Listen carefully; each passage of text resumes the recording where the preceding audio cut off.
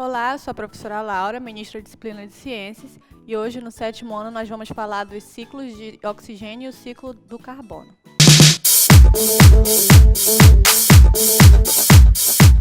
A gente viu que o oxigênio ele é muito importante na composição do ar, e ele é um dos elementos mais abundantes que existe nessa composição. Ele compõe 21% da atmosfera, ficando atrás apenas do nitrogênio, e ele é super importante para a manutenção da vida, visto que ele atua na respiração da maioria dos seres. E de onde é que surge esse oxigênio que aparece na atmosfera? Ele vem da fotossíntese. E a fotossíntese ela é um processo de obtenção de alimento pela luz solar. E como é que vai ser?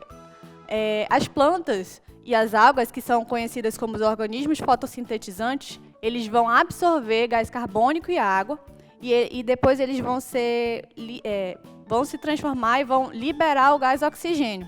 Outro ponto importante sobre o oxigênio é que ele também está presente na atmosfera em forma de ozônio, como a gente já ouviu falar sobre a camada de ozônio. E essa camada de ozônio ela é super importante porque ela protege a gente das radiações ultravioletas que vêm do espaço. Se não tivesse essa camada de ozônio, nós morreríamos carbonizados. E outro ponto importante sobre o oxigênio é que ele também é vital e super importante no processo de combustão. Por quê? Se não tiver oxigênio, não tem fogo. Como assim? A gente pode explicar isso por um experimento. Se eu pegasse uma vela e colocasse ela em cima da mesa e acendesse, ela só iria apagar se eu assoprasse ela ou se ela chegasse e derretesse por completo, né? Pois é. Agora, se eu pegasse essa mesma vela, acendesse e colocasse um copo por cima, virado de cabeça para baixo, em poucos segundos essa vela ia se apagar. Por quê? Porque não tem oxigênio ao redor, então não tem como ter combustão. Então só vai haver fogo se tiver o oxigênio. Já o carbono está presente em quase todas as substâncias químicas do nosso corpo, como açúcares, proteínas e gorduras. Na atmosfera, ele também está presente, e ele vem por meio do gás carbônico.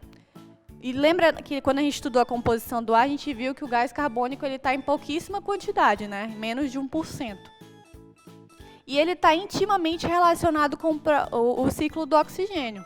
Como assim? Quando a gente consegue ver o ciclo do oxigênio, a gente também consegue ver o ciclo do gás carbônico. Então, é por isso que a gente vai apresentar esse ciclo de uma vez só agora. O ciclo do oxigênio e do carbono, como a gente viu, eles estão intimamente ligados. E ele vai se iniciar pela fotossíntese. A fotossíntese ela vai usar o gás carbônico e ela vai liberar o gás oxigênio para a atmosfera. Na respiração, ela vai utilizar o gás oxigênio e vai liberar o gás carbônico para a atmosfera, tanto na respiração dos animais quanto das plantas. Outro processo que também está presente nesse ciclo é a combustão.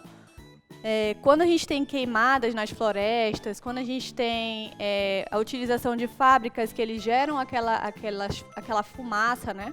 E quando também a gente tem os carros, os caminhões, eles também liberam essa fumaça.